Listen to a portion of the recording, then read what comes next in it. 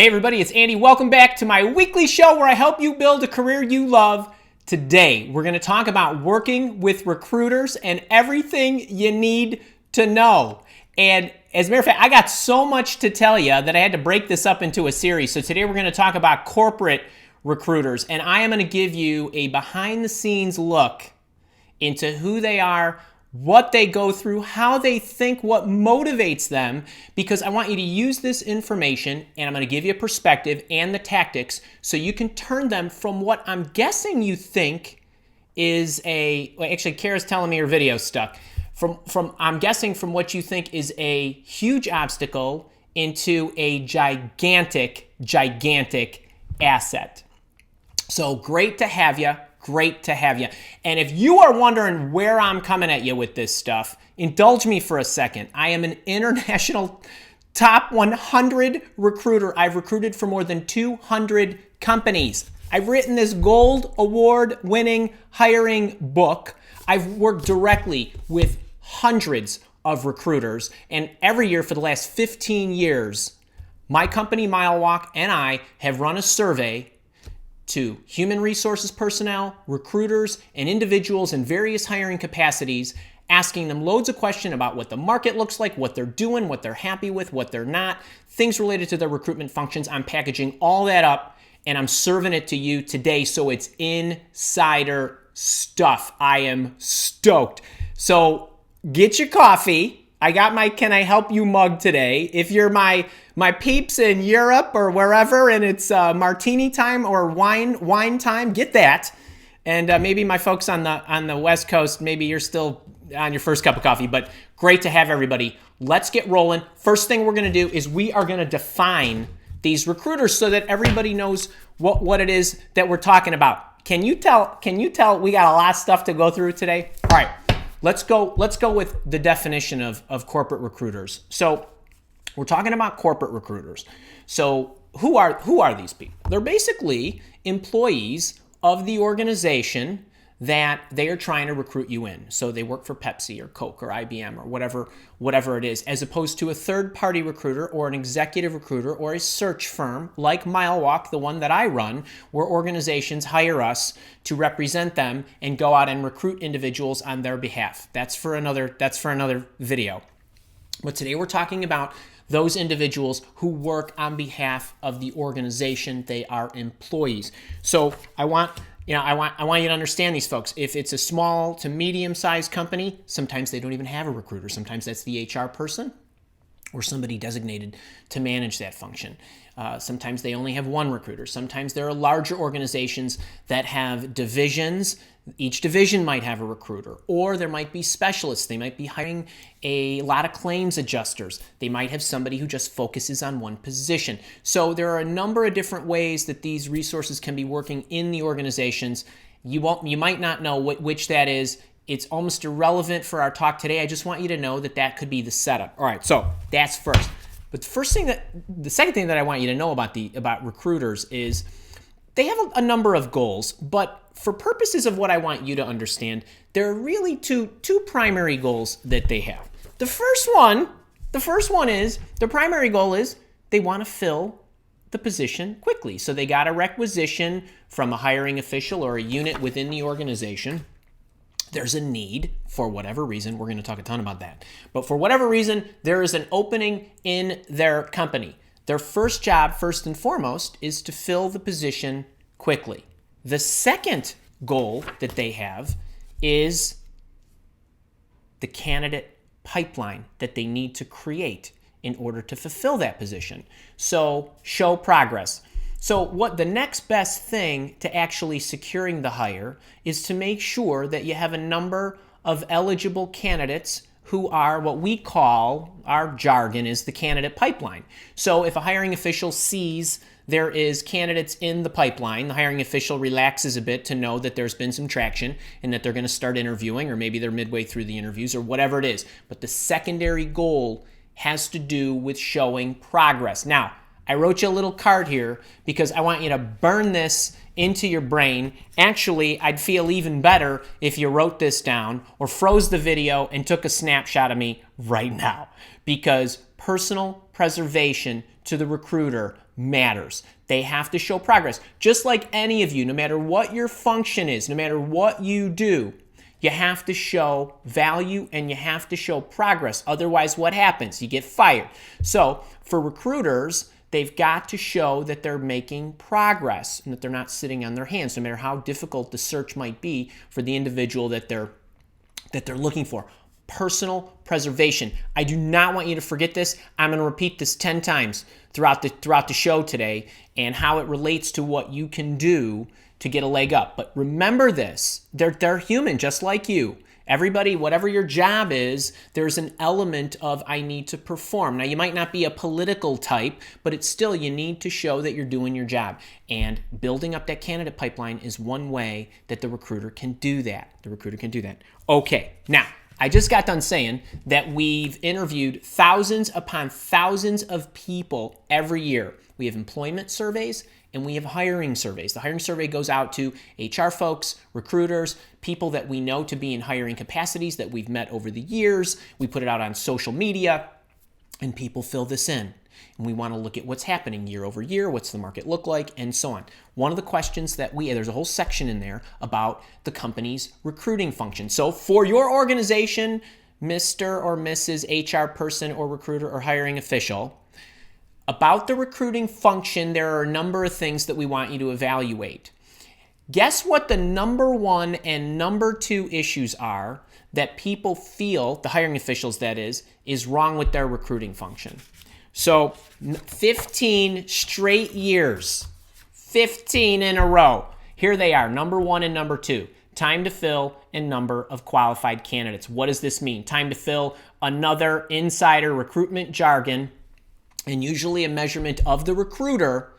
The requisition is created. It's like days outstanding. So the rec gets put together on a certain date. How many days does it take me to fill that position? A lot of recruitment systems will track this stuff, and recruiters some of them will even be compensated on this. So time to fill. The hiring officials, by miles, that's their single biggest complaint. It takes too long to fill the position. Second, I don't see enough qualified candidates. We're going to talk about why that is here in a few minutes. But these are the single biggest complaints. So now you're getting an idea of what's happening, right? You got hiring officials. I'm sending my requisitions. My recruiters aren't filling them. They're not filling them fast enough. And they're never filling them fast enough. Now, there is an element here of you'll never be satisfied no matter how quickly you get the position filled. But you get my meaning. We asked them to sort of handicap their input for this, that we need you to be reasonable, right? You can't find an executive in 1 week. So that's what's happening. That's what the data supports. Now I want to talk to you a little bit about the mindset. Think about recruiters for a second. Just think. You might not know a whole lot about what they do, but think about who they are in the overall scheme of things. They don't, other than sourcing. I mean, truly. Now, mind you, and I'm sure there are some recruiters out there and HR folks who might quibble with me on this, but for purposes of illustration, they have no accountability with the ultimate hire because they're not the ones who actually make that decision. They go out, or maybe they don't even go out. We're going to talk a little about that in a few minutes. And they are screening candidates and sourcing candidates from whichever mediums they're doing this, and we'll go through what those are. And they are screening the candidates and they are moving them into a candidate pipeline, and they are going through interviews with the hiring officials. And the hiring official is ultimately, he or she is the one who's going to make the decision, or maybe there's a little committee about who they're going to hire. But the recruiter doesn't have any input in that. The recruiter doesn't determine who ultimately gets hired. The recruiter most certainly does not have input on what you should get paid. Okay, so contrary to what you think, we're going to cover that one too. But they just don't have a lot of power. So from one perspective, right, they have no power. They really don't. But what do they have? What do they have? They actually have no power. That's about the only power they have. They have the ability to say no to you. They have the ability to knock you out. Now, I just got done saying personal preservation. They're taking their time to talk to you, and on paper, you look good. Why on earth would they want to knock you out? They don't want to knock you out, but they go through the motions of disqualifying you And usually you're the one who knocks yourself out. So they have no power, but they have the power to say no. They don't have the power to say yes. So let's talk a little bit about this. When you look at most recruiters, now I've worked with hundreds and hundreds of recruiters, and so I've gotten a pretty good sense of what they are. I've worked directly with them as a third-party search firm to interact with them. I've coached recruiters. I've taught recruiters. I've recruited recruiters. Most of them that work for corporations, okay, they want to go at this from the path of least resistance, as little effort as possible. Now, what does this mean to you? Well, if I had to guess, and I'm gonna say honestly that what I'm about to share with you is a feeling rather than a hardcore statistic, because this one would be a little bit difficult for me to capture. But 95% of all recruiters that I have ever met that work for corporations are what we call inbound reviewers. Okay, so what does that mean? They have resumes coming in, they have referrals coming in, they have people contacting. Basically, what these folks are doing is they're trying to pick the most qualified candidate from the candidates who are coming at them. Okay, and then 5%, I would say, give or take, maybe 5 in 100, have recruiters who work for corporations who actually go out to the world and try to find not the one who's the most qualified of who's come at me, but the one that is the most qualified of all of the people that I can find.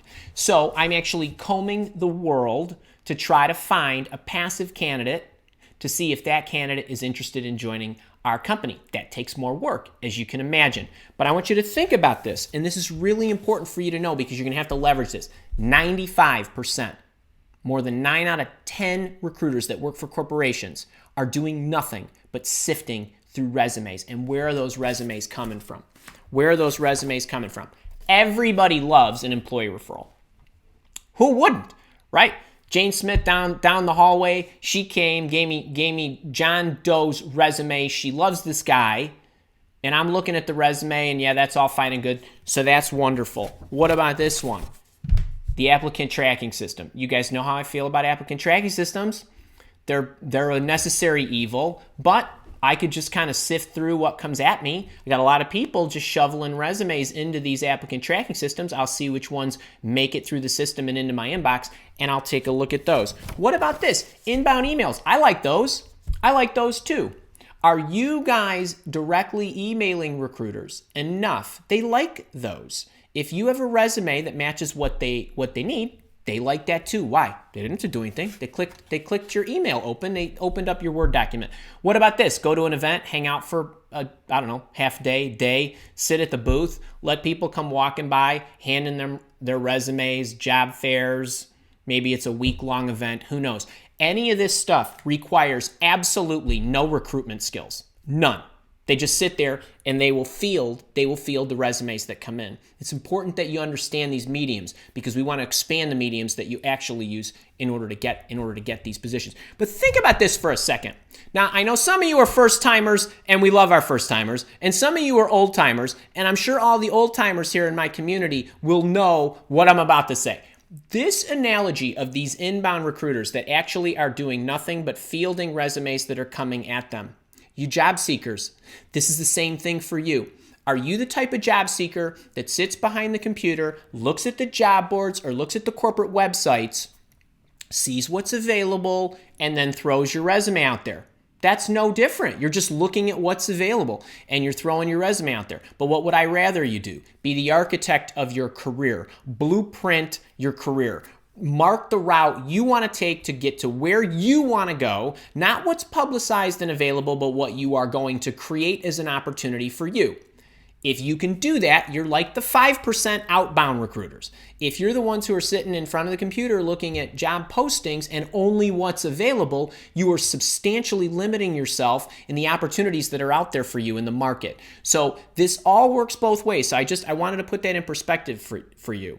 Now, when you think about the recruiters as they get your resume, now I don't care if you emailed it directly, if you networked your way in, if you were a referral or whatever, you met them at an event, you met them at a dinner, you met them at a whatever, speech, it makes no difference.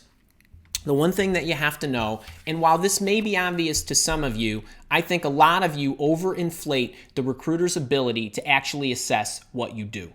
Okay, most of these recruiters, as in like 99%, don't know how to sell the product. They don't know how to manage the product, or the implementation. They don't know how to code in JavaScript. They don't know how to do the work breakdown structure when you're trying to get the requirements and you're doing the analysis and so on and so forth.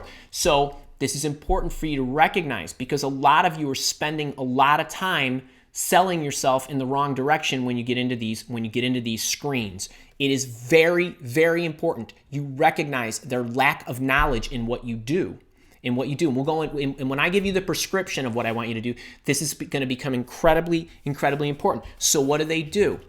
To make up for their lack of knowledge? Keywords.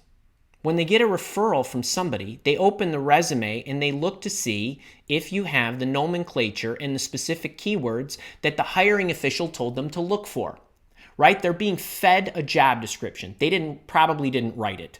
Or if they did write it, it basically was practically skeletoned out by the hiring official, who has to write specifically what she needs them to go and find. So they're looking for keywords. They look when they open the email. They program the applicant tracking systems for this. Keywords are your friend.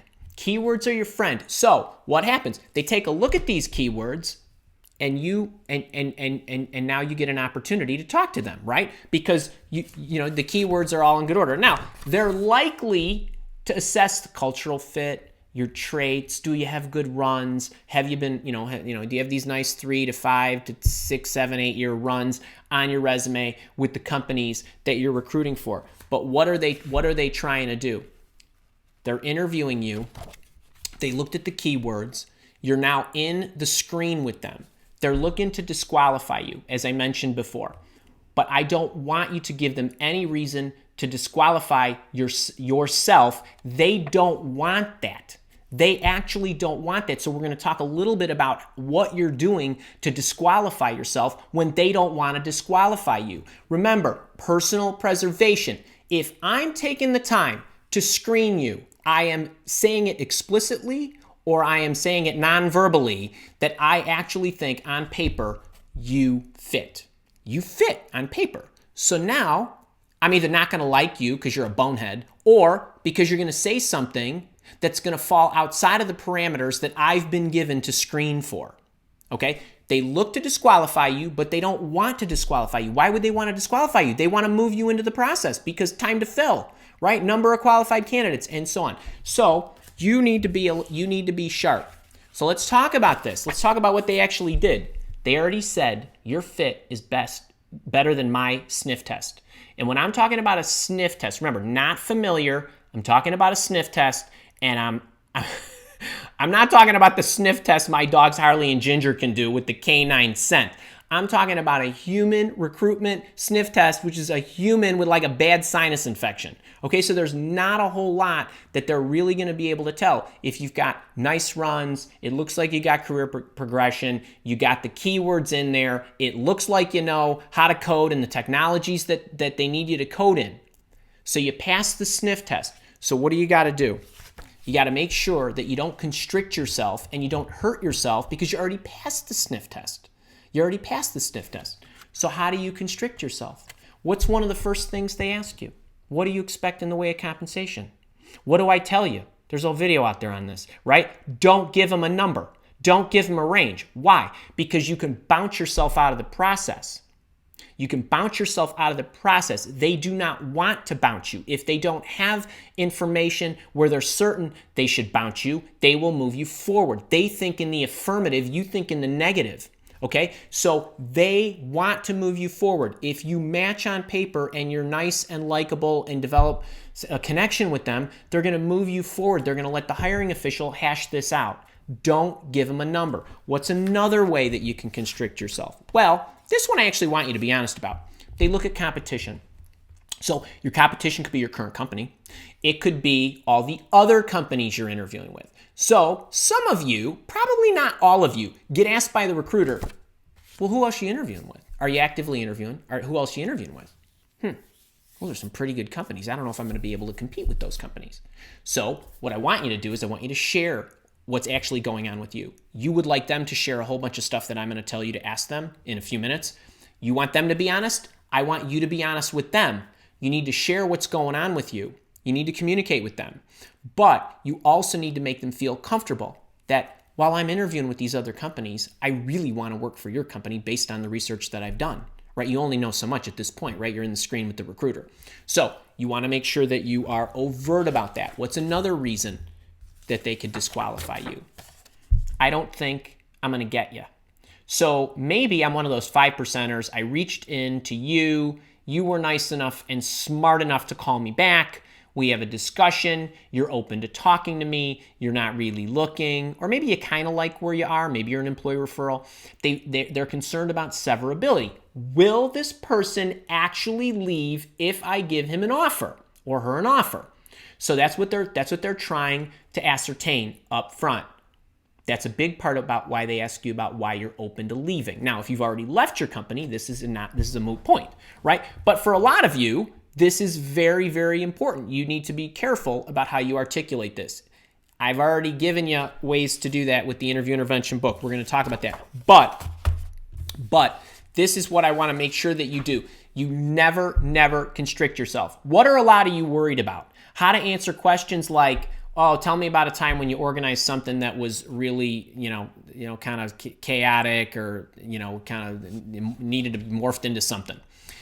You should be far more worried about constricting yourself and making sure that you have good answers to their questions about your comp and that other stuff, as well as, don't get me wrong, I want you to be able to answer the questions about why are you open to leaving? Why are you interviewing with us? What is it about us that attracted you? What value can you bring? These are fair game questions in the screen, but I also want you to focus on all those constrictors that I talked about. And we're going to get into some samples, very specific examples when we get to the tactical part of this talk about what not to do. But a lot of that stuff is in this book, free everywhere in the world for $7 shipping and handling. I go through all those questions. Now, let's talk about what the recruiter knows that you don't know, that the recruiter would be happy to share with you if you asked, if you actually just asked. So these are some things that I want all of you to start asking right out of the chute, because you're going to have to use this information to make sure that you're successful in the process. Why is the position open? How many? I haven't engaged the chat yet. Can I get a yay or a nay? Put why open, yes or no. Do you actually ask this question in the interviewing process? Actually, let's do this for all 6 of these that I'm going to take you through. All right, why is the position open? Do you not want to know, did they just can somebody, right? Is the boss a psycho, right? You're growing? Oh, you don't have enough, you got so much work, you don't have enough people? Yay. Okay, why is the position open? Why is it open? Do you ask? Let me know. All right, that's one. Have you tried to fill it yet internally? Is there anyone in your company that you've considered or are considering? I want to know if I'm competing with an internal candidate, because you're going to have to do some funky stuff that we're not going to go into now, but you're going to have to be able to overcome this, right? So what are your assets that the internal candidate or candidates would not have, right? So have you considered that? How many? I got like 3 emails last week. Andy, I just found you because I was sailing along in an interview process. I thought everything was going great, and bang, at the last minute, they took somebody internally, and I don't get the job that I thought I was going to have. Right? That happens. What about this one? How long has it been open? How long? Why is this important? Well, on the surface, and most of you can probably digest this without a lot of insider knowledge, the longer it's open, the more desperate they become. But let me tell you what happens the longer something is open. So I actually, and Kara, this is probably for you too, this is a good data that we haven't even gone over yet. Less than 20 hours ago, I'm on a phone call with one of my clients. Her name's Joanna, and she is about one of the most delightful people I know. We've been working together for years. Just love her. Great company. small to medium-sized technology consultancy. Beginning of January, we started a search for them. She's looking for something specific, had a number of, not like crazy, but just a number of things that were really important. They had to have some consulting experience. They had to be good at senior project management. They had to understand how to grow accounts. There was a couple of things that were not crazy that she really wanted. Okay, and so we recruit for these types of positions. So we took this search. So now we're into February, right? So I don't know when you're watching this, but right now, it's 5 weeks later or so. I'm on the phone with her yesterday. We talk every week, kind of go over things. And I said, Joe, this search is kicking our butt. Actually, I use some different language, but you get the gist. And I said, look, I know we started with this many things, and we immediately made you kind of cut that in half. But now I need to know, after, and I gave her all the data. I told her what we were finding. We went through some stuff. I said, what can you live without? She says, well, yesterday, my team, they went to a client, they sat down, they were meeting with this new project manager that the company had hired a couple of weeks ago. They love this woman. She's a super go-getter. She's not a consultant. She works internally. And, I can live without consulting experience. I can live without consulting. 6 words, 3 seconds. She didn't just double the candidate pool for us. She quintupled it. So we start a search a month ago. We have certain parameters. Now what's happened is in one quick phone call, she changes the parameters. And she actually did a few other things that will make it easier for us. Not easy, but easier. But here's why this is important for you to know. What if you were one of those people that put your resume in her applicant tracking system 3 weeks ago and you didn't have consulting experience? Now, I asked her if she had any candidates coming in. She says, oh yeah, they're filling up the applicant tracking system, but I'm really not looking at it. I don't really know what's in there. That's what they pay us for, right? They pay us to go out and get the people. She doesn't have time to go searching that stuff. But if she did, and she passed you over 3 weeks ago because you put your resume in an applicant track system and didn't have the consulting experience, now what? Now guess what? Now you're actually eligible per her new requirements. This stuff changes every single day. This is what's happening. That's why you want to get a sense of how long it's been open and why it's been open that long. So, that's another thing. How about this one? If it's been open for a while, what has been missing in the other candidates that you interviewed? Are there any other candidates currently interviewing? By the way, I cut up a video the other day about what to do when there's multiple candidates in the process. Be on the lookout for that, in the next month or two. But what's been the issue? You need to get this information. Why? So you don't trip over this. So if somebody was missing a skill or they were not behaving a certain way, you make sure that you highlight how you have that skill or what you would do to build that skill, or you don't behave that way. This matters. You've got to ask these questions. I'm going to ask you, who are you interviewing with? You can ask me, what candidates are in play? Where am I? Where am I in the process? How are they doing? Believe me, this stuff will come out if you ask the question. How about this one? What's the actual key to hire? So, we just got done with this Joanna example. All right, think about this. Let's have a laugh. How many job descriptions do you see? They're like 3 or 4 pages long, which is totally ridiculous. They here's what you must have. Here's what would be nice to have. Here's what would be really nice to have. And then here's all the other stuff I want. And here's all the other stuff I want, and so on.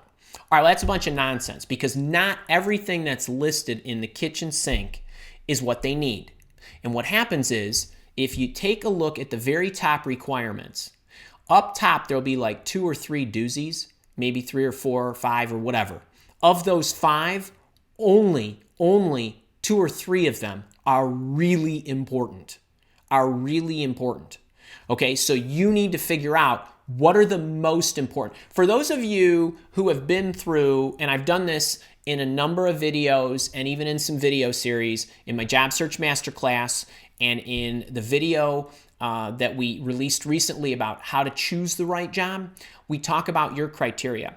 And you make a list of your criteria and you force rank that criteria, or you weight it, 10s, 5s, 2s, whatever. This is the same thing. The companies have that in their head. This is the most important. I cannot live without that. Otherwise, the person won't survive and won't be able to do the job. But these things, I can probably build them over a reasonable amount of time. Some companies make me laugh. They look for 6 months for somebody to try to get everything, when the fact of the matter is, if they'd hired somebody 6 months ago, the person would already have everything that they need. So, but that's what goes on. So you got to know that. How about this one? Where are you getting your people? Where are you getting the candidates? Why is this important? So I'm here sitting here with you, and you contacted me, or you responded to my email, or you plucked my resume out of the applicant tracking system. What other sources do you use to find your job candidates? Well, we've got the search for mile walk that we're using. We use employer referrals, we use applicant track system, we actually have an event coming up, and so on. Now, they're going to do one of two things. You asked that question. The recruiter's going to say, well, here's what we use, here's what we do. Or the recruiter's going to say, why do you want to know that? And all you need to say is, well, as you can see, I'm in the middle of my job search, or I'm interviewing, and I love your company, but if something doesn't work out, I'm always looking for different avenues that I might be able to circulate my credentials and possibly surface my job. That's true, right? You'd want to know that. So you just say that. All this information gives you a better understanding, and they will, in most cases, give it to you. They will. They will. You don't have it because you haven't asked for it. So I want you to start asking those 6 questions, among the others that I've given you insight to. Now, I want to talk about a few other things. When you think about them, let's get into like 6 tactics here that I want you to employ that I think will give you better results. Most of you, and I can tell this by the questions, I can tell this by the beefing, I can tell this in my private sessions and so on. Most of you look at the recruiter as an obstacle or somebody you got to get past. If you think back to a lot of the stuff that we talked about, remember, they want to move you forward. Preservation, self-preservation, right? Personal preservation, time to fill, all this good stuff. If they've called you in for an interview, on paper, as much as they can tell, you have the goods. Now, obviously, you're going to go through your technical screens or your domain screens or whatever that is, but they're not as familiar with that. So I want you to change your mind, change your mindset, and I want write this down on your resume. I don't care where you write it. They're an asset. They're not an obstacle. If you're on the phone with them, theoretically, you're qualified. Theoretically, they want to move you forward. Why are you not moving forward? Why are you not moving forward? In most cases, you're constricting yourself. You're saying something that are causing them to bounce you. Don't give them that. Okay? But it starts with how you view them. You will adjust your language. And here's some other things you can do. Why can't you just appreciate what they do and be overt about it? Listen, you know what? I can imagine you're probably searching for a lot of different positions, and I know, you'll never be able to hire as fast as everybody in your company wants. Hey, are you interviewing for any other positions? Are you recruiting for any other positions? If you want, I'd be happy to network with you. I might know people who you can reach out to and call about, that business analyst position or that project management position or that sales position or whatever. What's stopping you from doing that? Does that actually take any effort? I mean, is that actually going to cost you any effort or any points? No, it's going to help you. It's going to endear you to them. So just appreciate that they are probably getting browbeaten by not just one person, but probably a lot of people that they're recruiting on behalf of. Okay. Side stories here. You got to make your qualities shine in the screen, in the initial steps. Okay. Time out here for a second. For all of you that come to the Andy LaCivita Resume Writing Masterclass, or you're in my workshop, or you're in my boot camp, or you're in my whatever, what do I tell you? You get that piece of paper, and your resume should answer the question, what happened as a result of me doing what I did? Right? Not the activity, not I ran the customer service department. What happened as a result of you running the customer service department? Did customer service improve? And so on. Now, the recruiter, he or she, they can see qualifications. They could see accomplishments.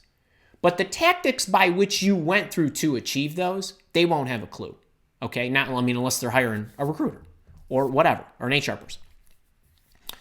But what can they detect? You know all those other things on the job descriptions that say you need to be a self-starter and you need to be motivated and you need to have good customer service skills and blah, blah, blah, blah, blah.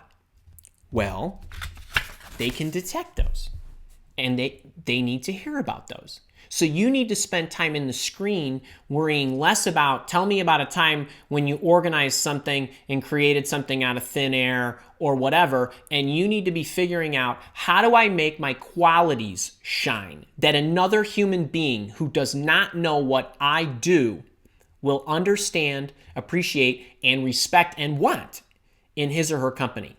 So focus on this. Make this a big part of your prep. And then what?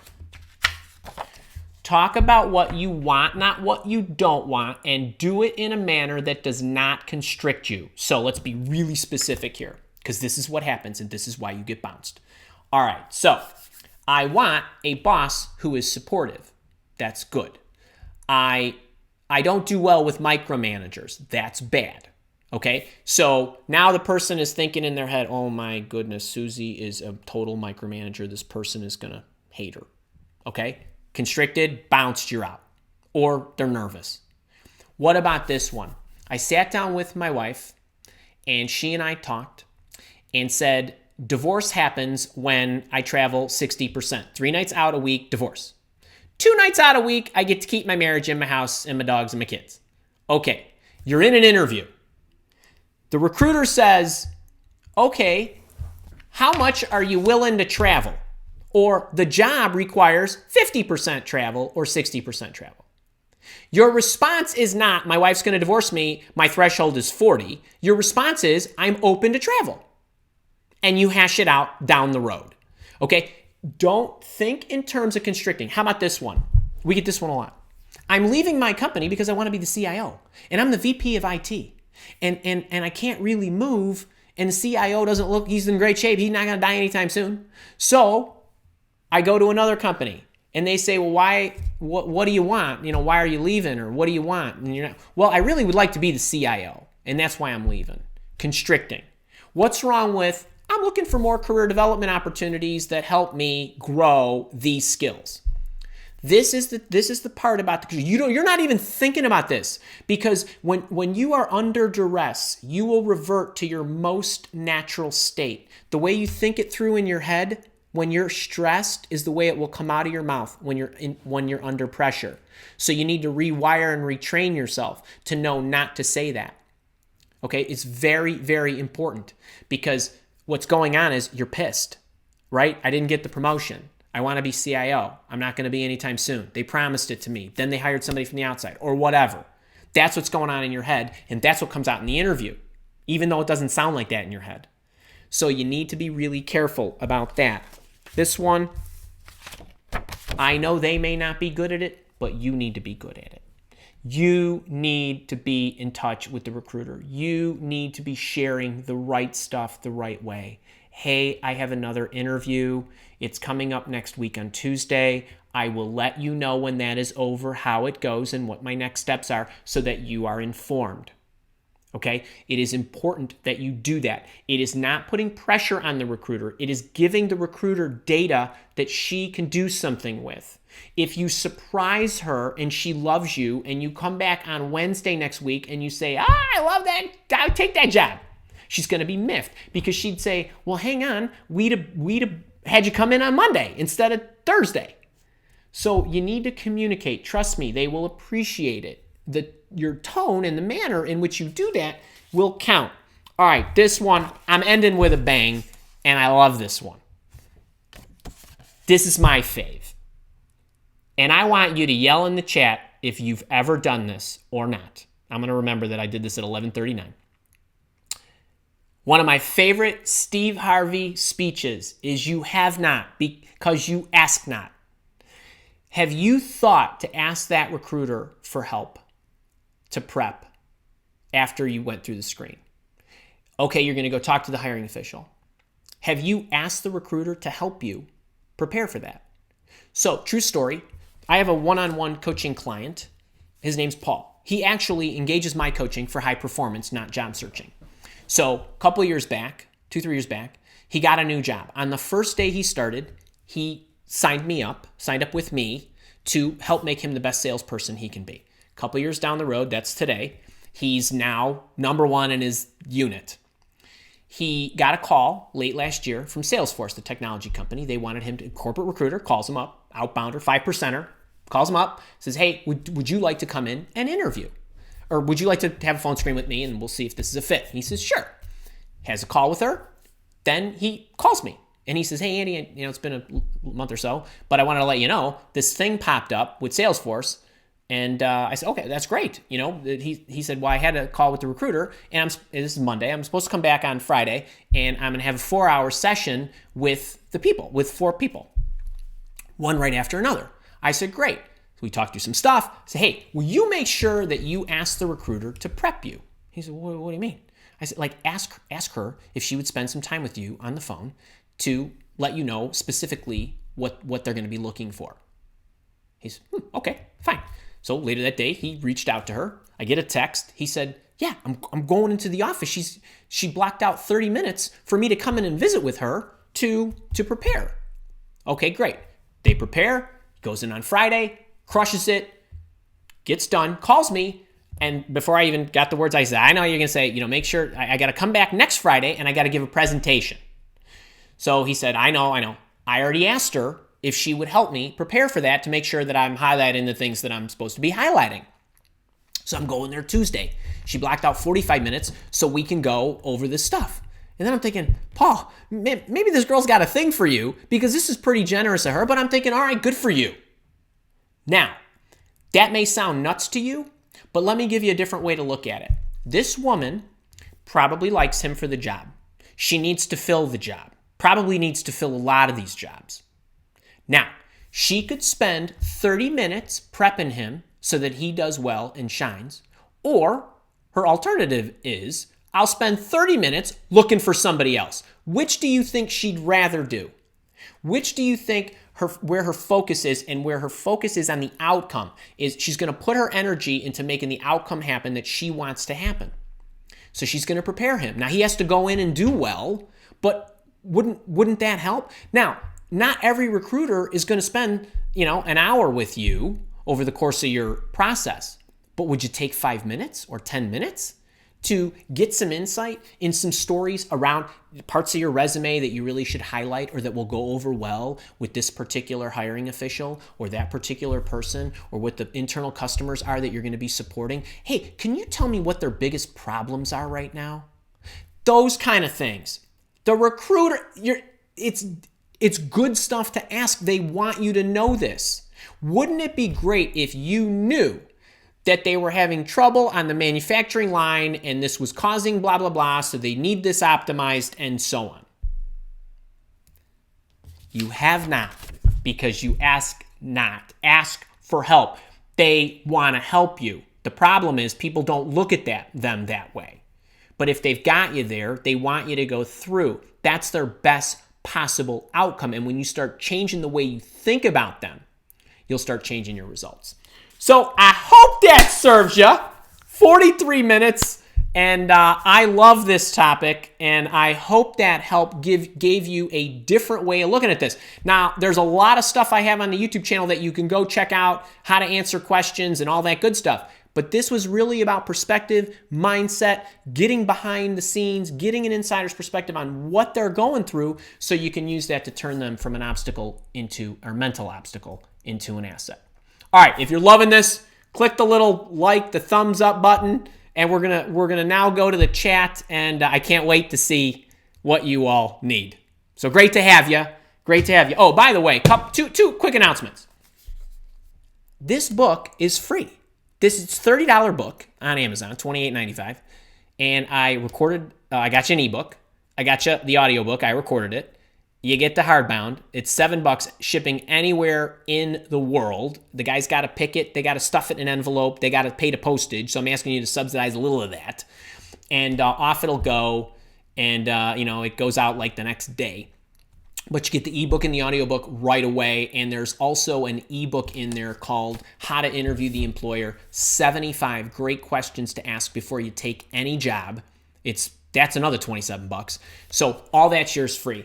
Second thing I want to say, and I'm not going to demo it, if you are on my email list, you're probably getting notified about this. My Job Search Bootcamp, which is a 5-module program, it's my signature job searching program, is on sale until Valentine's Day. There's 5 modules. It covers everything end to end. It is a system of systems. It's $497 right now. It's normally $597. There's some other things you can add on if you want, but the base product is really good. We just recorded a whole new version of that, so you can watch it all right now.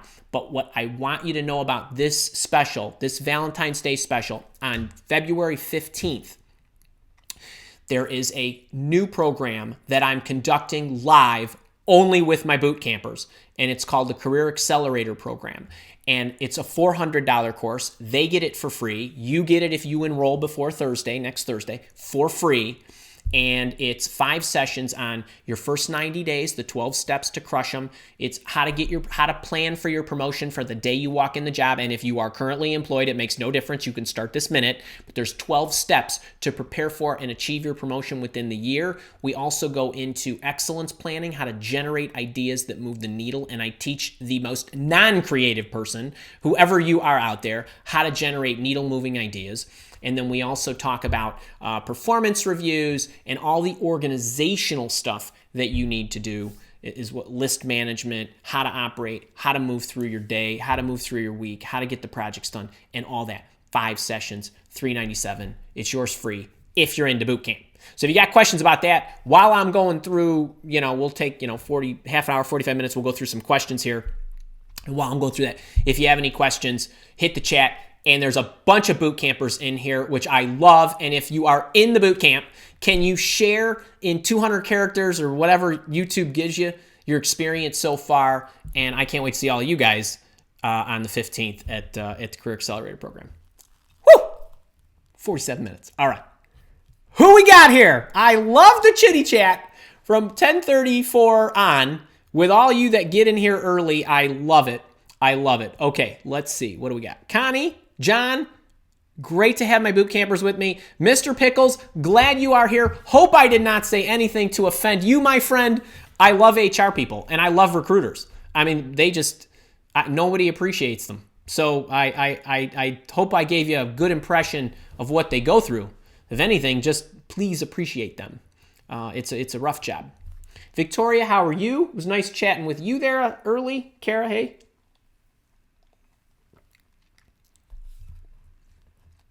Connie Cotter, one of our beloved boot campers, who has had offers and has turned them down thanks to all the self-awareness exercises that we go through in the boot camp. Connie, maybe you can chime in on that, but let's get to your question right now. All right, Connie's had 3 interviews the past week. By the way, Connie does not have trouble generating interviews. That's one thing. However, I'm only given 5 to 10 minutes for my questions. Okay, I have asked a few of my requirements questions, but run out of time for the closer. Okay, let's just set the table just so everybody knows what she's talking about. One of the things that we do in the boot camp is I teach you self-awareness, everything from your pitch, your why, your requirements, and what you need to set up a foundational environment that you operate in effectively. This figurative environment meets certain criteria. So think about a spouse and think about what you need in a spouse. It's the same kind of thing, but we go through some great lengths to explicitly pull it out. That's her requirements. So she has that. So when she goes into an interview, she's trying to get questions that align to that so that she can make a good decision. So she's saying, I'm not getting a lot of time to do that. Now, the closer question, there's some closing techniques that I teach you. We're not going to go into all those now, but one of the parts of the closing process is to make sure that the interviewer did not misunderstand anything that you said and has a reservation as a result of their misunderstanding or a gap in their thinking because they didn't ask you about something and they made a false assumption. There are a number of ways from a communication perspective that this stuff can go south. So I teach you ways to protect yourself from it going south at that point at the end of the interview. So what Connie's asking is, do you have any reservations about hiring me, which is one of the questions I want you to ask. Should I start with that when I'm given such a short amount of time? When will I have the time to get my additional questions answered? Thanks, coach. Connie, I would not start with that. I would go with, because you're still trying to build, some rapport. And while I would love it if you had an appropriate amount of time to ask your questions, that you were able to do that, I would probably go with some of the biggies that you feel are the most vital for you to make a good decision. So I also would gauge it based on the dialogue you've had during the interview. If you feel, you could say something like, if you think you totally hit it off and they're just like gushing at Connie Cotter, awesome, don't ask. If you feel like, I'm not really sure you and I are hitting it here, okay, so like we're not hitting it off, then what I might do is I would try to sneak a question or two in, and then I would say, look, I have a lot of questions. And I'm enthused about getting the answers to these. But one thing I want to make sure of is, do you see any gaps in my ability to do this job effectively? And specifically, at this moment, do you have any reservations about me? I might try to sneak that in if I was not super confident that I nailed it with this person. So I want you to be able to, kind of call an audible in your programming there based on your assessment of how you did. So I hope that helps. All right, Victoria, does his programs really work? Yes, they do, but you don't have to take my word for it. Edward, great to have you. And Victoria, great to have you first timer. I think Mr. Pickle's the first timer, Victoria's the first timer, and Edward, and anybody that ever comes to live office hours. Get in, put your questions in. I just take them in order, and I try to be super generous with my time. I love the Q&A part. I love the teaching part. I love the Q&A part. So, and one of these weeks coming up, we're probably going to do a few Q&A'ers all outs, probably during my other sessions. But let's see. And Connie is telling Victoria that I provide all the tools and support, which is true. And if you do the work, great things happen. And that's true. Just zipping down.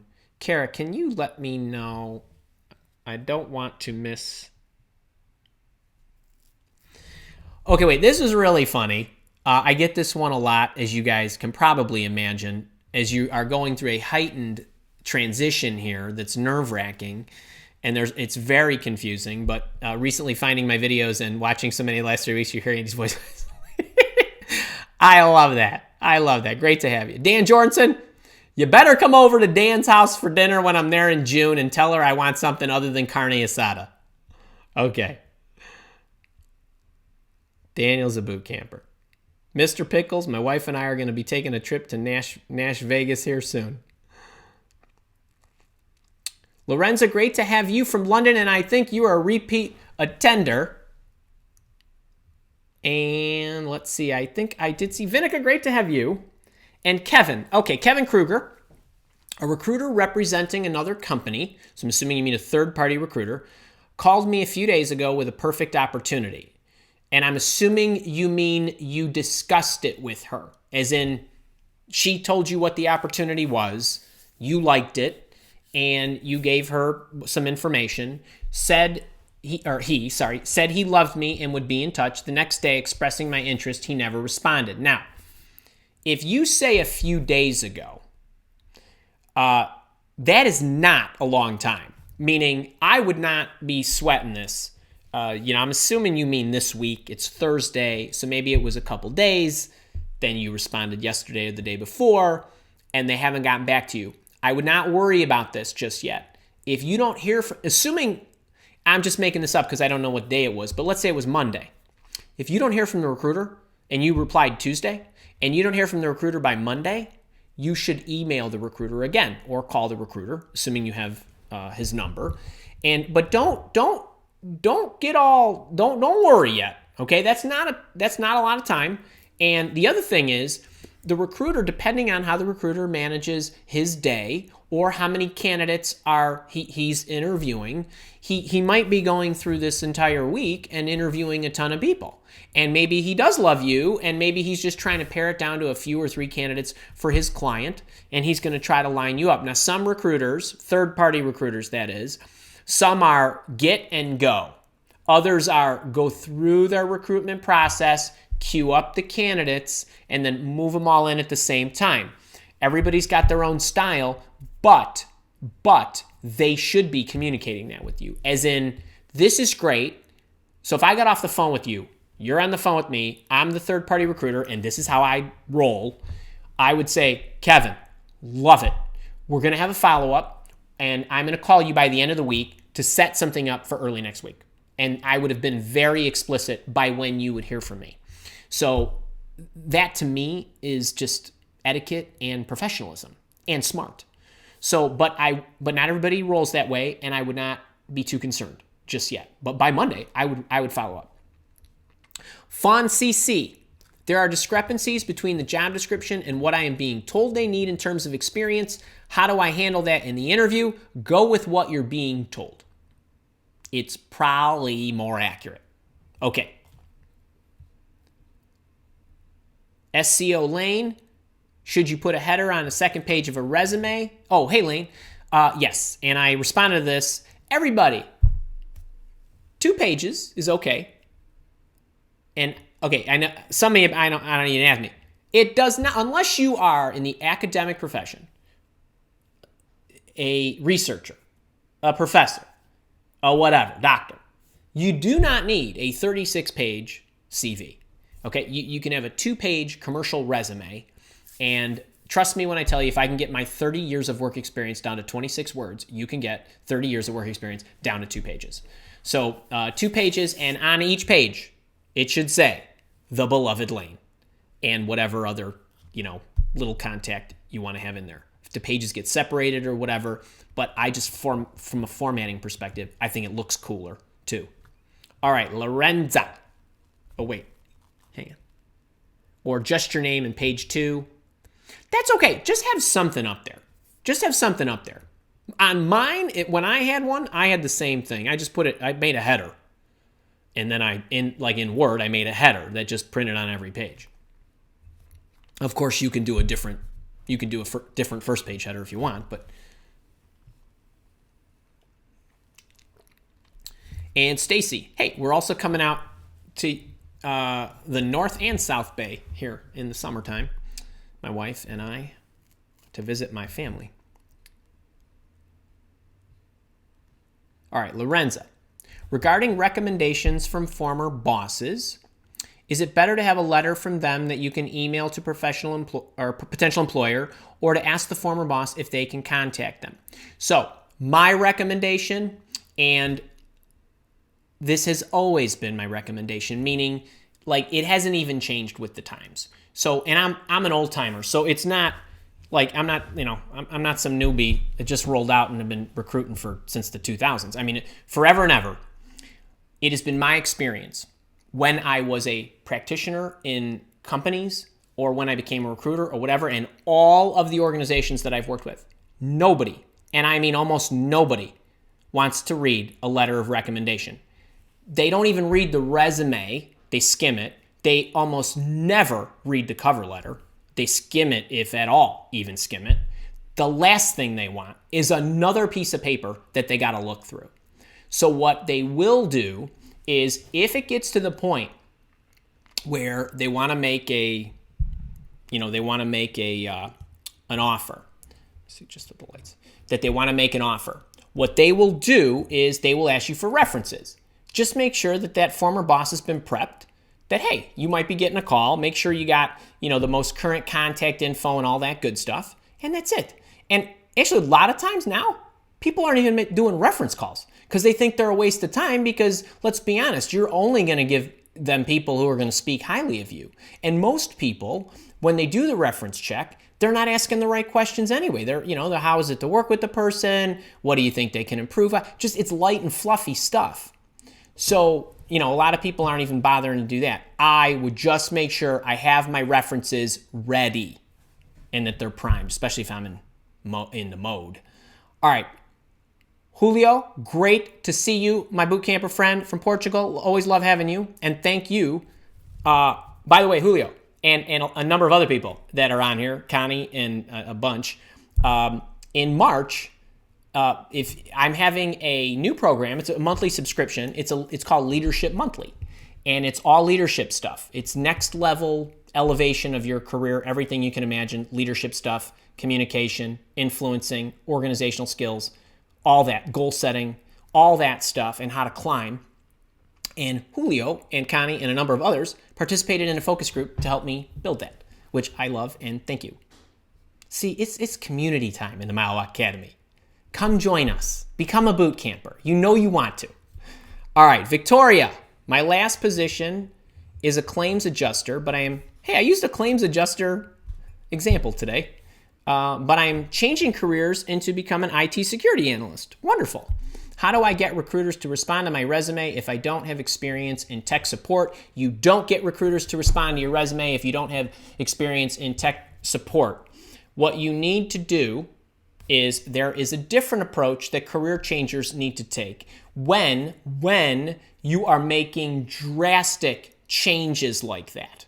Okay, without going into what all those steps are, I've got an entire Career Changers playlist that you can knock your socks off.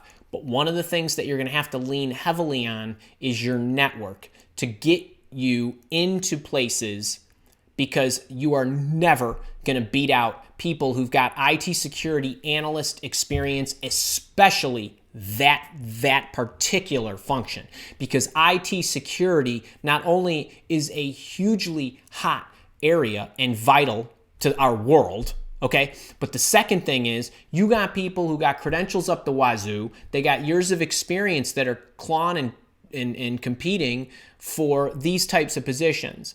So you are going to have to get trained up. You are going to have to get some certifications. You're going to have to do a lot of things on your own, and you are going to need to get a friend or colleague or somebody you know or somebody you worked with to hand walk your resume into the department, and somebody's got to be willing to take a chance on you.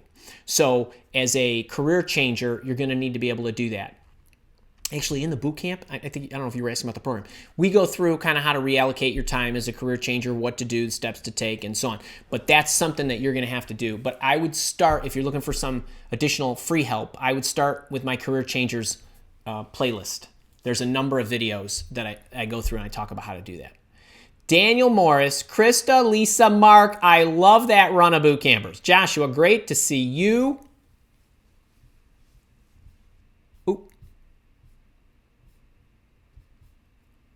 Where was I? God, I hate it when it happens. All right. Sorry, guys. Hold on one second. Here we go. How's the lights? You know, I'm having all kind of lighting trouble today.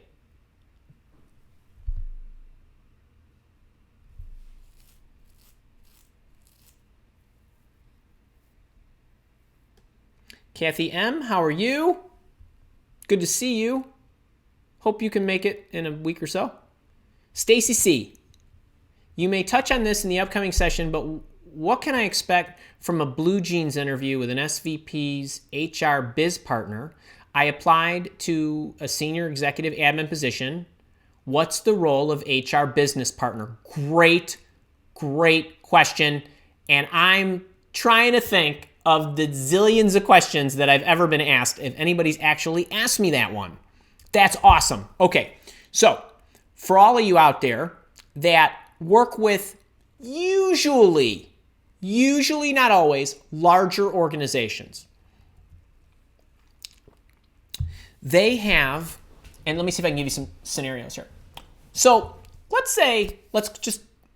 company ABC, they're a large rail company, and they have, people that perform different functions: technology, business, optimization, accounting, whatever, HR, and so on. You got all the functions, and let's say they're large.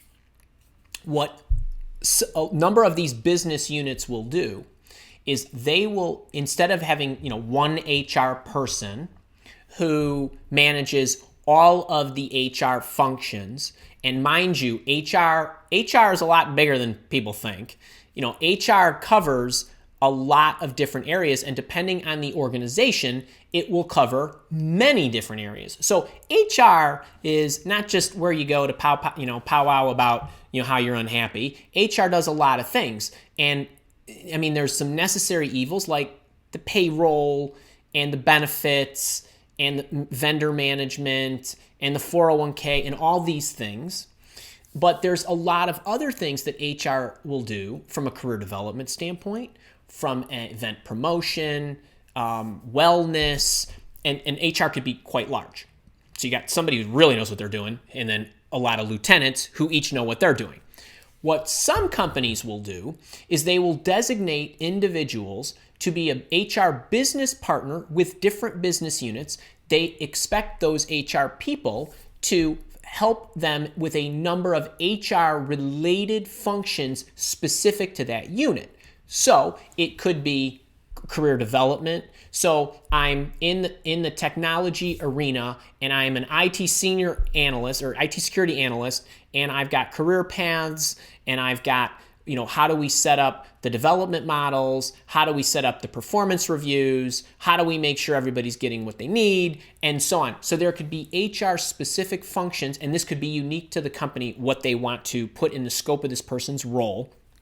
But one of the things that those HR people tend to do is they will interview and screen people for that unit. So a recruiter might have recruited you, or you might have just applied online, and then that HR person might be the initial or early on person to connect with you, like a screen, like an HR, like a regular screen, like you might go through with a recruiter. It's just that this HR business partner might do this. Very common, and it's a number, the companies that MileWalk has worked with, we work with, like when I talked about Joanna in that example, that's a small company. Joanna is the VP of operations, and she handles all HR and all that other stuff. But we've worked with companies of 20,000 people, and they've had HR business partners that we've aligned with for different units that we've worked with in there. So they can be doing a lot of things. I would tend so that's just for everybody's education.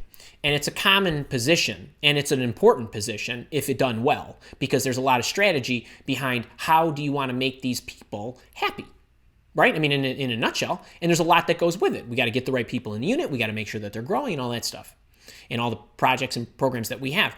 So I would treat that as though this person, I don't know if it's a woman or man or whatever, is like your initial screen. And that person will be knowledgeable about that unit and can give you a lot of insight, and probably knows the people pretty well in that unit, depending on how big it is. But when you, and blue jeans interview or not, it makes no difference. Companies, we're a button-down society these days, and you go in, if they said wear blue jeans, then wear blue jeans. Don't, without holes, I hope. But, go in and, have fun, but it's like a recruitment screen. That's what I would think. Okay. Joshua, several apps, majority without any response. Get aggressive, my friend. Melanie Newby, great to have you back. Joshua, if you are talking about third-party recruiters, don't worry about it. If you are talking about corporate recruiters, I would don't use the ATS. I would use every mechanism that we've taught you to go directly to them. And I've given you all the resources to do that. All right, Mr. Pickles. Yep, watching. Yeah. Oh, yeah, that's a good one. Hey, thanks for reminding me about that. By the way, Mr. Pickles, thank you, because I know I'm talking, right? I'm talking to you in your sleep. I do, for all of you having trouble with the applicant tracking system, I have a video that I shot last summer, I think it was, about 3 tools for your resume to beat the applicant tracking system. Check it out. It's out there. By the way, it's interesting. I get a lot of comments on my YouTube channel. I actually spend time every day answering as many comments as I can. One of the questions I get where people ask me a lot of obvious things like, do you have a video on? I dare say promise here. Just go to the YouTube channel. There's 140 videos. Just if you just type in specifically what you need, the videos will come up. So if you type career changer, it'll come up. If you type ATS, it'll come up. If you, whatever it is, if you type stay-at-home parent, something will come up. If you just, it's all out there. So just knock your socks off. Wilma, great to see you, boot camper. You're welcome. Paula, great to have you. Kristen, boot camper. Mine was stuck too. Yeah, that threw me a little bit there in the opener, but I think we're good. How about Eagle Gray Tea? Vinica, yeah, whatever. Do you like my mug here? I ordered these. This was my test for my Bitmoji, and now my wife and I are deciding which of our Bitmojis we're going to put on our coffee cups. Yes, I know, fun in the LaCivita house where every day is Valentine's Day. Okay. All right, how we doing? All right, let's keep going. Enola, how you doing? Mom is here. Mom, can you see? How's the eye? Chime in the chat, Mom. I'll call you later. All right. Gary Madron, how are you, buddy? Ina, how you doing? Victor, you made it. By the way, Victor T, I'm assuming is my Victor. And all of you, I want to tell you what happened to me on Monday. Victor's boot camper. I'm assuming that's my Victor. And boot campers can get one-on-one coaching a la carte from me if they need it, because I have a full-blown one-on-one coaching program that's expensive. But if you're a boot camper, you pay the $497, you get in the boot camp, the special you get in the boot camp, you can buy one-on-one sessions just as you need them. And I only do that with boot campers because I know they have the foundation that I need them to have, and we do it through Zoom. And Victor, I was having a terrible day right up until the time I talked to you, and it completely transformed me, my mood, and my happiness level thanks to you and getting to serve you. And after that, the next day, I shot a video about it, which is going to come out. It's a 3-minute video about how you can instantly change your mood. So thank you for being my inspiration for that, and I hope I helped you big time. That was so fun. All right, Jeanette Kearns, how you doing? So, Jeanette, great question. Jeanette Kearns asks, hi, Andy, why do recruiters ghost you if you are not the right candidate? What do I need to do, if anything? Now, so a couple things, and this answer isn't necessarily to solve the problem as much as it is to give you guys perspective. So there are corporate recruiters, and there are third-party recruiters, and there are staffing agencies, and there are outsourced recruiters. There are many different kinds. If Jeanette, if you're talking about a corporate recruiter, and you're talking about putting your resume into an applicant tracking system or emailing the recruiter and they never got back to you, don't take that personally. Okay? If you're going in the applicant tracking system, only 3% of the applications ever get seen by a human, and the number of which get through is even lower. So don't worry about that.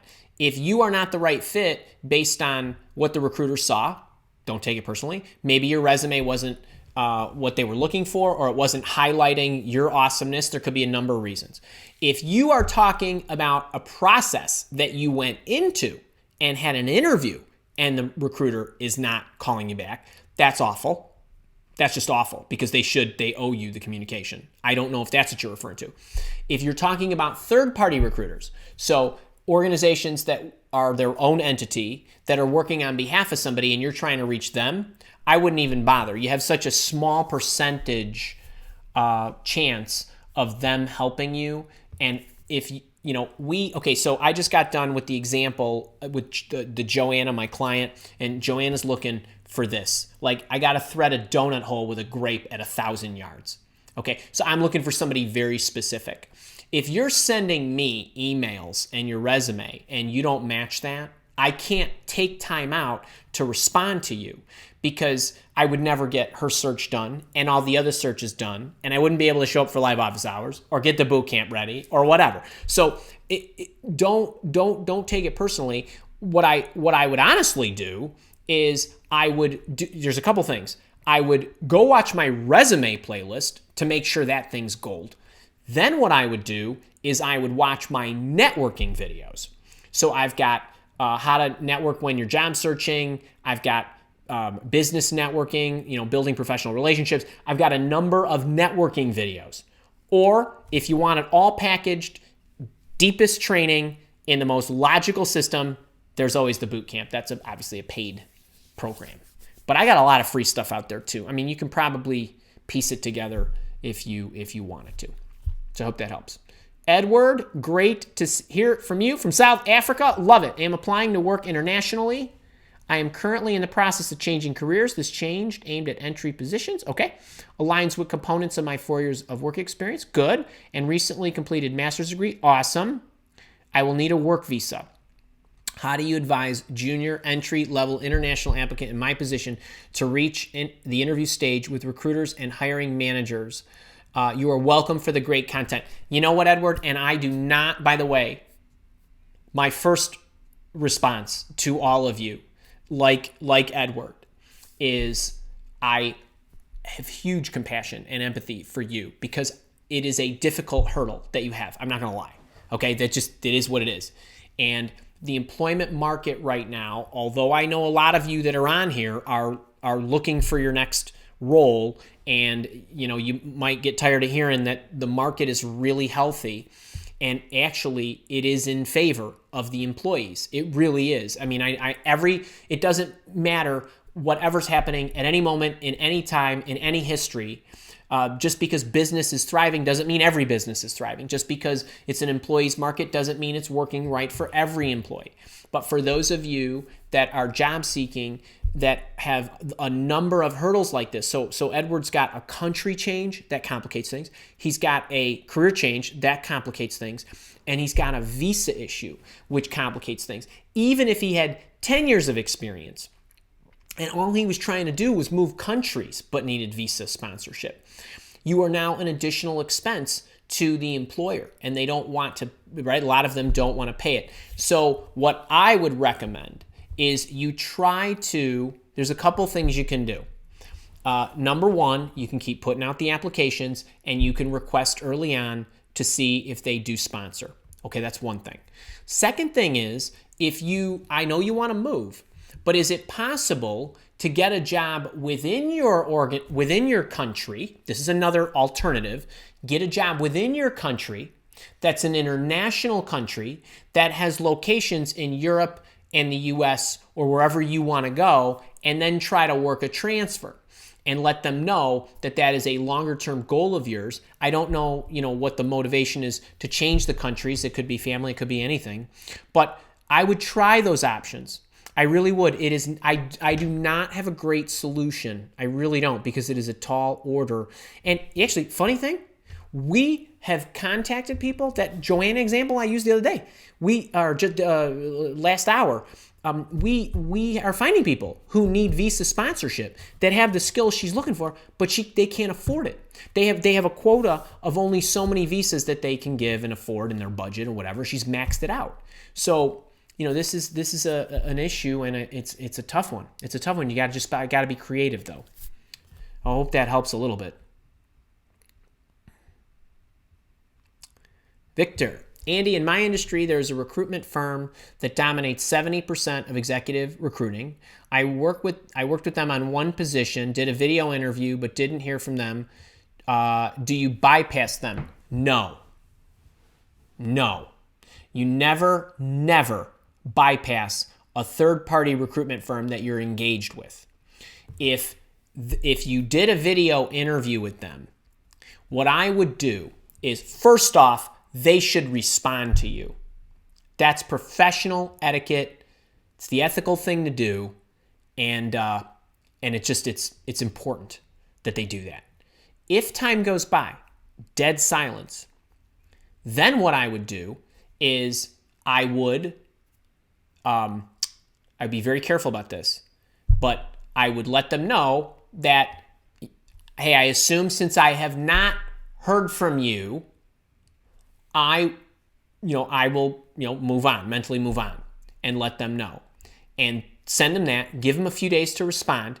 If you don't hear from them within a week and you want to bypass them and go directly to the company, you can do, would never stop anybody from doing what they want to do, but I would tell you that depending on the relationship that the recruitment firm has with the people, if it comes out that you get into the process and they wanted to stop you, I have no idea what's going to come out between the two parties, because the recruitment firm, if they discover that this company hired you, the recruitment firm might go to them and say, we decided he wasn't a good fit because blackball you or something like that. Now, it may come depending on, I don't know how big the company is. I don't know how small the company is. I don't know who the company is, but there's many variations of that. You just need to be careful of what might transpire.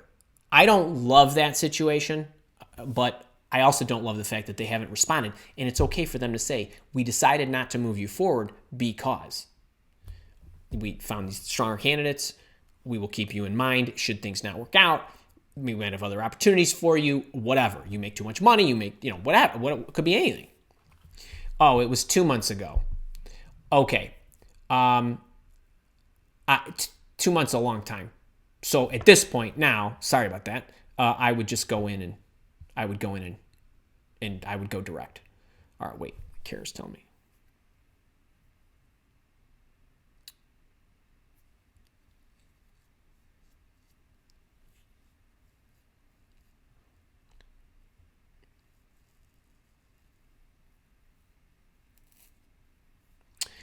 Oh, that is about the nicest thing. Can I just want to share this. Tammy Ann, and I know who you are, Tammy Ann, and yes, I know you are in my programs, but Tammy Ann, somewhere down the road here, said, I've paid for a couple of Andy's programs, and I am joining the boot camp myself this week. I will tell you, you will not get what he offers anywhere else. I guarantee you that. I guarantee you, you will not get this anywhere. Actually, you know what? Indulge me here for 2 minutes. The boot camp it's recorded for you. Right now, you jump in, you get everything. It's 5 main sessions, there's bonus sessions, there's other things, there's every tool you need. The Career Accelerator program, 5 live sessions. Every month, I don't do a live boot camp. We'll do a private boot camp session for just us. Every 3 months, we do a full round of boot camp, a live one. You can come to any and all of those for the rest of your life.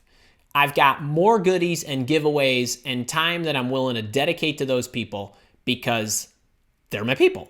So, I mean, I laugh. I literally laugh at what people are offering and what they charge for what they're offering and the crap service that they provide their communities. And I'm not going to call anybody out on this, but I designed what I think you need. I give you everything I got. I give you a money-back guarantee, no questions asked, 30 days. You don't like it, you just bug out, and we will get you to where you want to go. And the community is phenomenal. And there's so many other assets that go along with this. And as a matter of fact, I always tell them, you see a bunch of boot campers are here, but I always when I follow my coaches, I always go to their live shows. The more I can get, sometimes they say it differently, and I'm constantly introducing new topics and techniques that I then roll into the next boot camp. So, I mean, it's great stuff. And I mean, we had, I don't know if she's here. We had so many people in this last month in January. We had one gal, she went from earning $50,000 to $100,000 in 3 weeks. She got in, went through the last 4 sessions of the boot camp, caught up, went through, we worked her offer. We went back and forth in the system. And then finally I just said, she wasn't sure how to counter. I said, send me the offer and send me the story. And then I emailed her back with, this is exactly what I would say. And I mean, that's a 92 times her money in 3 weeks. So, I mean, we're going to get you to where you want to go. I mean, I just can't get over. And I know I get the feedback from people who've tried other people's programs and they come and they can't believe the difference. So I hope that helps you. And I hope you get a sense of me through these shows every week. For you. And if you can't jump in the boot camp, you can't afford it, that's okay. You don't want to afford it, that's okay too. I still love you as part of my community, but I appreciate that, Tammy, and I love having you. And I know you were in the resume program and the interview program, and I get to know you. And I mean, I get to know your story, and I could be a better coach. How do you think I know all these people? Okay, where are we at? Shane Cook,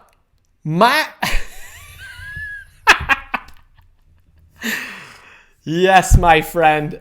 Shane's a boot camper, and he is a darn good friend, and I love it, and going deep. And Shane, you do not know how funny that is, and only Kara and I know why that's so funny.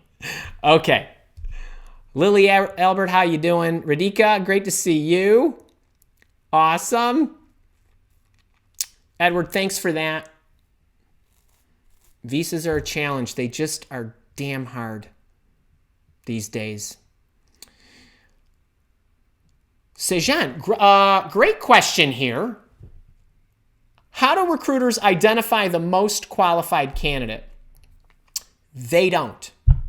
They actually don't identify the most qualified candidate. They identify people they think are qualified on paper through keywords, that other stuff, right? Maybe where you worked, some of that other stuff. And they let the hiring official make the determination. Now, I talked you through how a lot of these recruiters are basically trying to pick the most qualified from whoever comes at them, which we all know isn't always the most qualified. You might not have had the good fortune. You might have submitted your resume through the applicant tracking system, might not have had the good fortune to sneak it through for whatever reason. And by the way, there's tons of studies done and articles that are written by organizations. We laugh about these applicant tracking systems because they say, hey, listen, we tried to pick an applicant tracking system. We took our 3 best technologists, we took their resumes, we put it in the applicant tracking system when we were trying to recruit for their position, and they wouldn't have got in. They wouldn't have got past it. So this stuff is a reality. So the answer to your question isn't really how do they identify it. You know, the recruiter's working knowledge of the function itself is rudimentary at best in most cases. Not in all, but I'm just saying, unless that recruiter was a technologist first and then became a recruiter, it's going to be hard for them or whatever, or an accountant or whatever. But in your case, I would be more concerned, and everybody, the reason, okay, in the boot camp, there's 5 sessions. There's the self-awareness stuff. There's the marketing, the resume, the covers. There's the middle piece is this about searching, and then there's interviewing, and then making sure you get paid. In the middle piece, the searching component, that's where most people get stuck in their search. It isn't that they're not qualified. It isn't that they don't have a pretty decent resume. It's that they don't know how to search. So Sejan, the trick isn't getting the recruiter to recognize you as a most qualified candidate. That's actually not your goal. Your goal is to get your resume in front of the right person with the wind at your back, so that when the recruiter gets it, however the recruiter gets it, or maybe it's even targeted to the recruiter, they look at it and say, this is a pretty good resume based on what we're looking for. And they won't always know. They won't always know. The most qualified candidate doesn't always get the job. The candidate also, as an extension of this, the candidate who is able to articulate his or her fit and value in complete alignment to what the employer needs at the moment and for the foreseeable future, and is able to do that clearly, where there are no communication gaps, or the communication gaps are working in their favor because they made bad assumptions, but they work to the candidate's favor.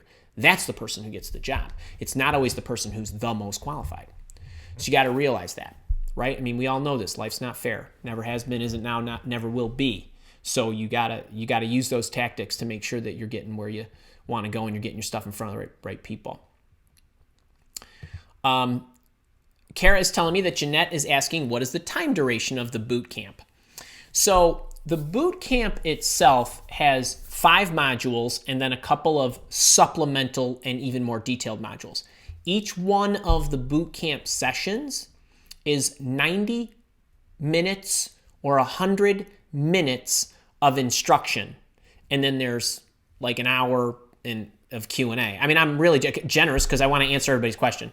So if you come to the live session, those are running about 2.5 hours. If you just want to watch it, they're about 90 minutes each. So what would that be? 7.5 hours of instruction, excluding, like there's a supplemental resume video, there's a supplemental networking video, there's a supplemental LinkedIn build your profile video, and so on. But you go at your own pace. So you can spend the weekend and watch it all if you wanted to, or you can do it over a week or whatever. And like in the Career Accelerator program, we're doing those Friday, Monday, Thursday, Tuesday, Thursday, something like that. It's all done over 2 weeks. All right, hope that helps. What should I put on a resume if I'm graduating college and have no experience? Dost, check out my video called This One Trick Will Make Your College Resume Stand Out. And there's a template, and it shows you exactly what to put in and where to put it in. And if you don't have a lot of work experience, I'm sure you got school projects, volunteer work, or whatever else you got, maybe some internships or part-time jobs that you can put in there. It's all laid out, template, and everything.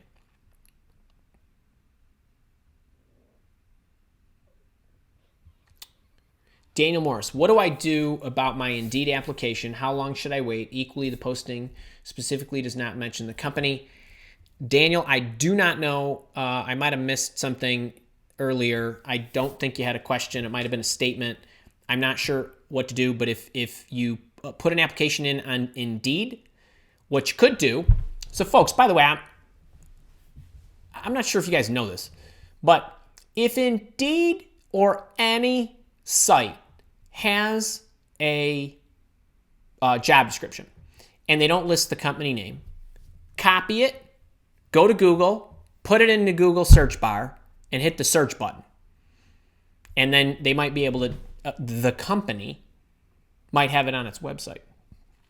Pick out the uniquest words you can find, too, if you need to strip it down. It works in 90% of the cases.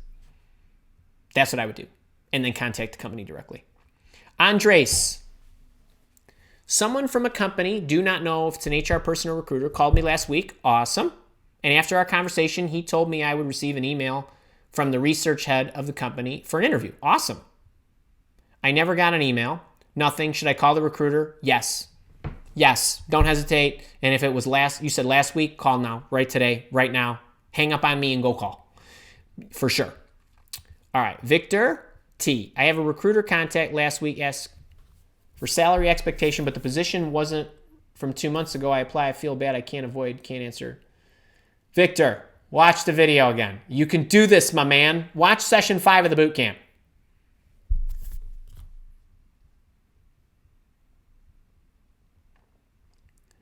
Rosalind, I kid you not, 99%. Vinica, love your reference. Okay, beautiful. Hey, Vinica, if I can change my career at 50 years old, you can do it. By the way, I'm gonna be. Well, I hope you like them. I don't know. I'm gonna be shooting a lot more videos that are about the struggles I've gone through in my life to get to this craziness here. And I don't know that a lot of you know this. Some of you that are in my programs might know this, and I don't even talk about this that much. But, I was an IT consultant and management consultant for 18 years, 17, 18 years. And then I've been a recruiter for, 15 years. And I still am. And this training stuff, which is very drastically different than recruitment. It's ridiculously different. I mean, it may be the same topic area. Is very different. And I made a career change at 38 or 39. I made a drastic, right? I made another one at 50. Here I'll be 53 this year. And so, you can do it. And so you can do it. This is the only thing stopping you. This is the only thing stopping you. Trust me, there has never been more assets out there. It has never been easier to change careers. And while I know we all have challenges and we have obstacles, they are surmountable.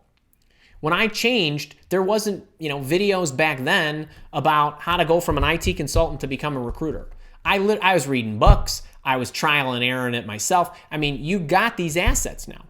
You can do it. You can do it. Patsy, this is a great question. Oh, wait, did I? Yeah, I think I got. Okay. So this is a great question. Do recruiters post ghost jobs? Okay, couple things. Companies. So regular old corporations that on their website are posting their job descriptions. Typically,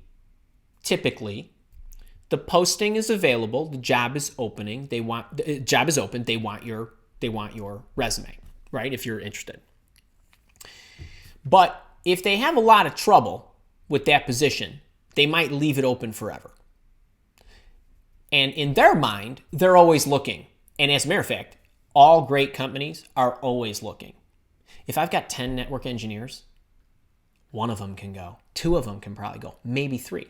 So I would always take somebody and swap them out if that's the case, right? Think, got 100 sales reps, 20 of them can go. 50 of them can go.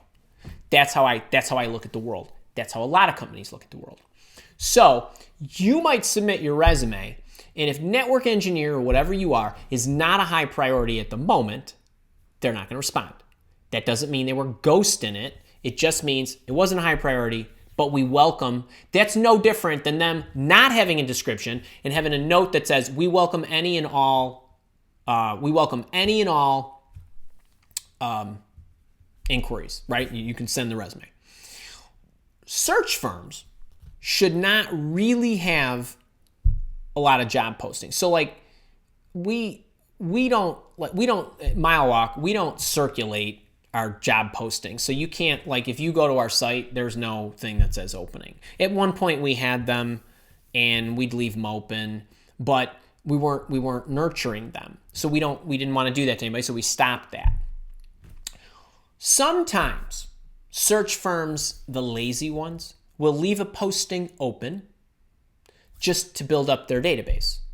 And then they might look at the resumes that come in, and if they like you, they might put a star next to your name, not call you, but when the position opens, now they see and they'll call you, even though you might not be looking at that time.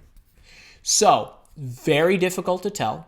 You will never know. I know there are people out there that probably shoot videos about this, like how to recognize a ghost, blah, blah, blah. They do that. That's what's called clickbait.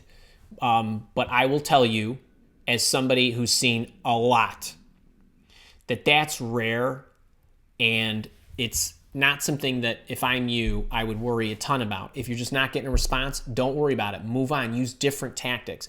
I've talked at length about how to use different tactics to get to somebody. Check out those videos, Patsy, and but I would not. I wouldn't get too hung up on that. I really wouldn't. Radhika, how are you? I'm a fresher. I applied at a company through the ATS. It did not mention any work experience. Okay. I got a call that I got shortlisted. She asked me to tell number of years I have worked for. I said 6 months. She sounded so upset about it. I don't understand why. I don't either. And I would, so here's my view. And I know I don't want to sound flip, because I know a lot of you guys are stressed out. You need your jobs. You're looking for your jobs. You're working hard. You're not getting the traction.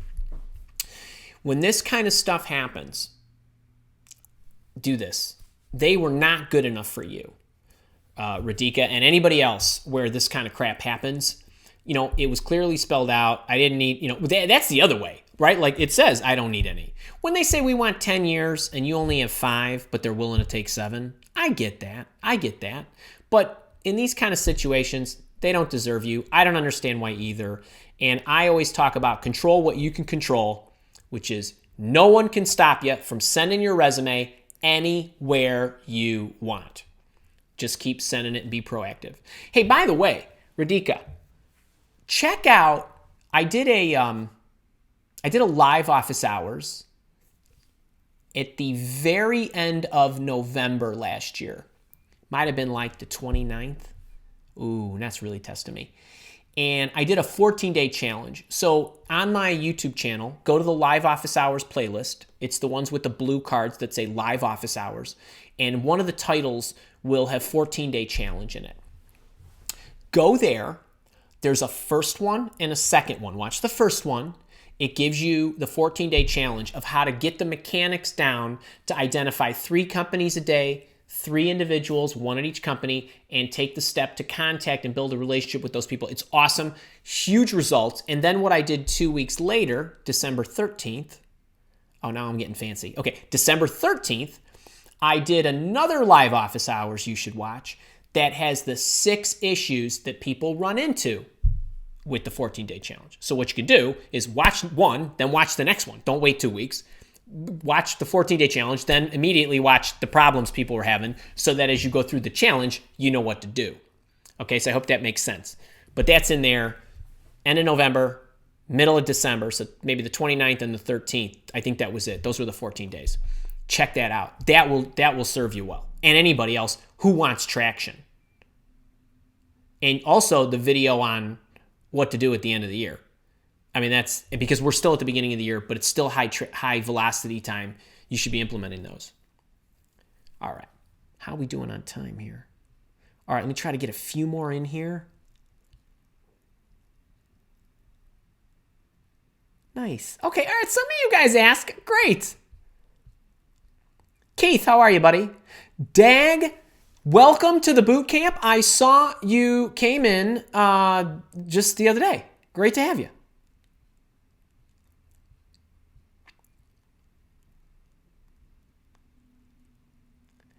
Daniel Morris, great. Didn't ask it last time as the boss hunting company. I'm talking about when you get in the screen. When you guys get in the screen, however you get the screen with the recruiters, then ask them.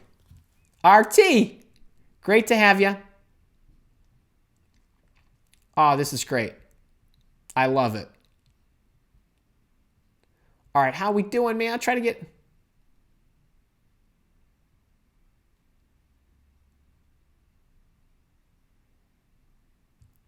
Okay. I'm going to take Stacy. I want to take Stacy C's. Compensation question. I didn't give them a number, but then the recruiter said she didn't want to get to a point in the process whereby it gets halted because they were not in a salary range that would work for me. Stacy, don't ever worry about that. That recruiter is being lazy. And trust me when I tell you, if you got the goods, companies will pay more for you. As a matter of fact, I really want to refer you. I hope you take the 20 minutes and watch the video I released not too long ago about, what you think about salary negotiation. Everything you think about salary negotiation is wrong. And watch that. And I go into depth about why that will not happen. Why that will not happen. And I have way too many data points.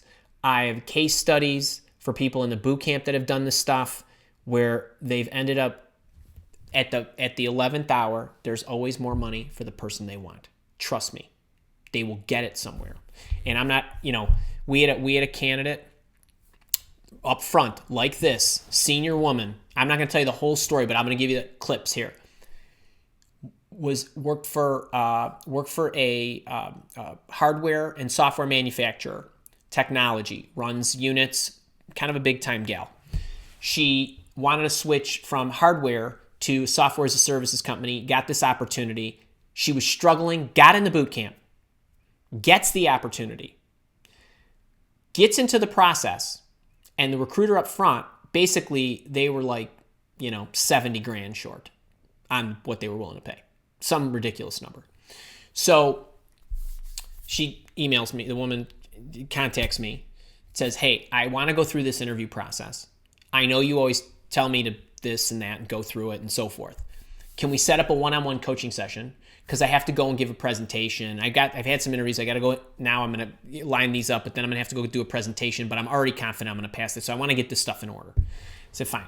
We have a coaching session. She says, well, I'm a little worried about the concept. Forget that. Don't worry about that. You need to be focused on getting in, letting them know you'll figure it out at the end and get down to the end. She gets through it, gets down to the end. They come up with an offer. They say, this is it. Max number. Wasn't anywhere near where she needed him to be. Right? Okay. Gets the thing, calls me. We go through the offer. I give her the script. This is what you need to do. This is what you need to say. Exactly how you need to say it. And this is the way to counter. They talked. She goes through it. She goes through the script. Then the recruiter, right, I know you said it's your final offer. That's not going to work. Here's what I want. So then the woman said so Karen was her name, said to the recruiter, okay. The recruiter said, okay, well, let me take that back because there's no way we want to lose you. They've invested a ton of time. She set a bar that these other candidates that went through were not going to, well, sure, they got to look at her. And then they were trying to interview people that made 70 grand less. So what is that going to look like? So they get down to the end. She went through the thing. They come back. They give her, not all of it, but a good amount to get her up. Where'd they get the money? Where'd they get the money? Right? They came in with their first and best. That does not sound like their first and best to me. I mean, it was the first, but not the best. Well, we saw somebody we wanted.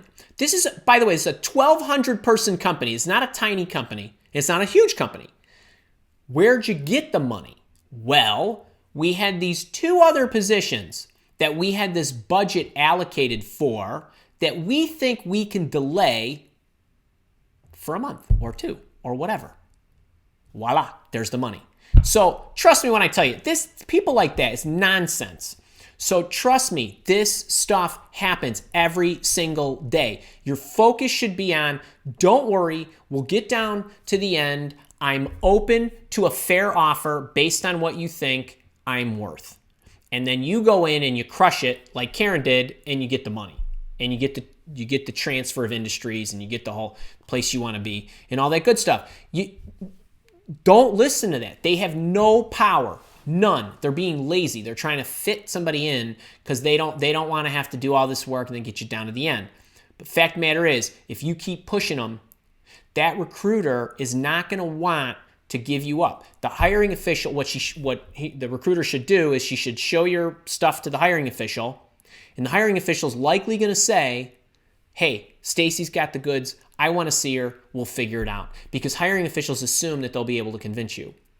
And maybe you meet somewhere in the middle. And who knows? I mean, God, I don't know how far out of the range that you were. But $70K? Come on. All right. Let me go one more.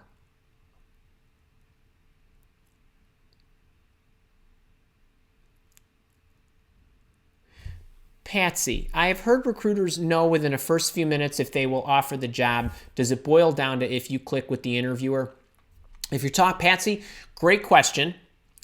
If the recruiter has worked for the organization for a lengthy period of time, and he or she has been through a good number of candidates that they've recruited for various positions and has a good pulse on the culture and all that good stuff, they can tell very quickly if you're going to have a good chance.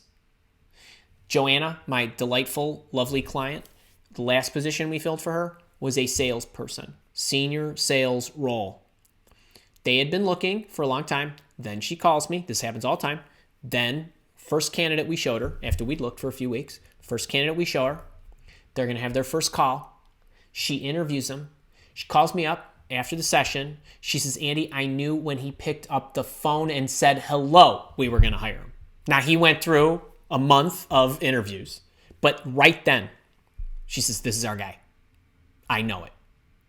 Yes, you make that impression. He sounded awesome. Said hello the right way. Said all the right stuff.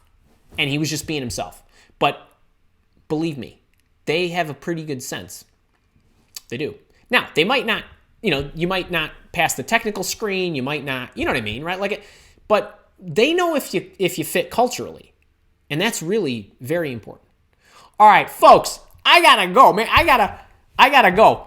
Get into boot camp. If you're on the fence, you got a 30-day money back guarantee. If you're really smart, you will get in the boot camp now. You got a whole week to take in the boot camp.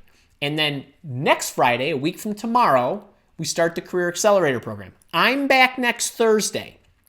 I'm back here next Thursday. I had to reshuffle the schedule, topics, but I'm here next Thursday, and we'll do this again. I love having you. Make sure you're subscribed to the channel. When we send out the notifications, set the reminder for Thursday so you're alerted when I go live at noon Eastern, 11 Central. Make sure to click the thumbs up button if you like this. Share it with people because YouTube's going to record this. It'll be on the channel, so you'll be able to get all the Q&A and all that other good stuff, and you can watch this as long as you want. And if you don't already hear me talking to you in your sleep like Mr. Pickles, watch some more of my videos, and I'll be like an angel right on your shoulder. When you go interview, I will be right there in your ear. I will be. All right, till next week. Have a great one.